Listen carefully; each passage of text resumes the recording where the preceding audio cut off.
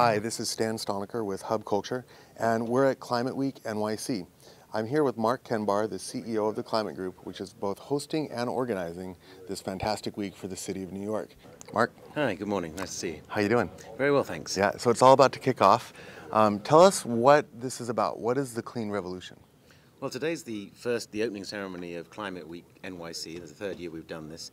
And this year we're launching our Clean Revolution campaign, a 3-year campaign partnering with the United Nations and the World Bank, looking to drive and inspire transformational leadership in the business community, in the political community, and in the thought leadership world as well.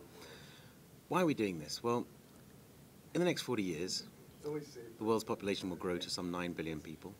We'll double the world's urban population. And at the same time, while these people are growing more prosperous, demanding more energy, more services, we need to cut emissions by some 2/3, global greenhouse gas emissions. So we've got to grow and cut at the same time. Got to grow and cut at the same time. And the Climate Group believes that this is absolutely possible.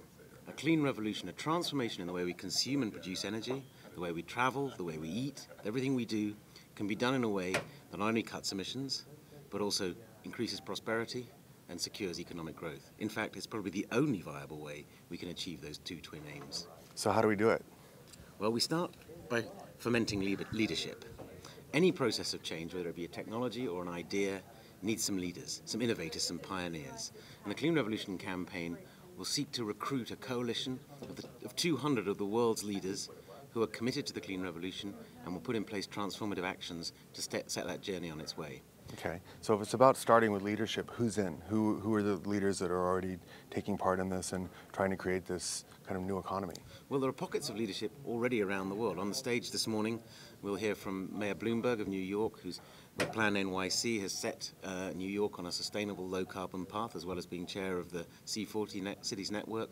We have former Prime Minister Tony Blair, the first national government to set a long-term emissions target, Premier Jean Charest of Quebec, one of the few regions in North America to actually cut emissions and has the lowest per capita emissions in the continent, and a range of business leaders from different sectors, from different parts of the world, who we'll be showcasing here this morning, but many, many others who over the coming months will be documenting their success, understanding the DNA of their leadership, and using that to inspire and catalyze others. Right. Okay, so it sounds like it's all about to kick off. Climate Week NYC, a really exciting and innovative project, great for New York, great for America, even great for the world. Tell me about what's coming up for the week and what you expect to see happening out of Climate Week NYC. Well, Climate Week NYC coincides with the meeting of the UN General Assembly. And as I say, we started 3 years ago. And the idea is to bring together public and private partners. There are some 50 or 60 events going across the city, very few of them organized by us, but a range of partners organizing events, looking at how the public and private sectors can work together to drive low-carbon change. And this is growing every year, an incredibly exciting moment when world leaders are in town, leaders from governments and leaders from businesses. It's a way of catalyzing action, showing what's possible and exciting others to follow suit. And how many events are taking place this week? I heard there's over almost 60 events taking place all around the city, 60 right? events all over the city, things in the United Nations, the event that we have opening ceremony this morning, a whole range of events, big and small, but all focused on how do we solve climate change and secure long-term prosperity. Okay, so to find out more about Climate Week NYC, head over to climateweeknyc2011.org. You can see the schedule of events and other activities that are taking place all across the city. And Mark, thank you very much. It's great what the Climate Group is doing and the leadership role that you guys are taking. Last question, tell me about the groups that you talked about, the UNEP and the City of New York. There are companies that are also doing some work around this. Who are some of the companies that are behind this project for the Clean Revolution? Well, we're just kicking off the project today. Over the next 9 months, leading up to the Rio Earth Summit, where we'll be organizing our next Clean Revolution event, we'll be looking to bring on board 6, 7, or 8 key corporate anchor partners, companies that have understood that putting low-carbon transformation at the heart of their business strategies is the only way that they can secure long-term growth. So we'll be announcing that throughout the course of the year.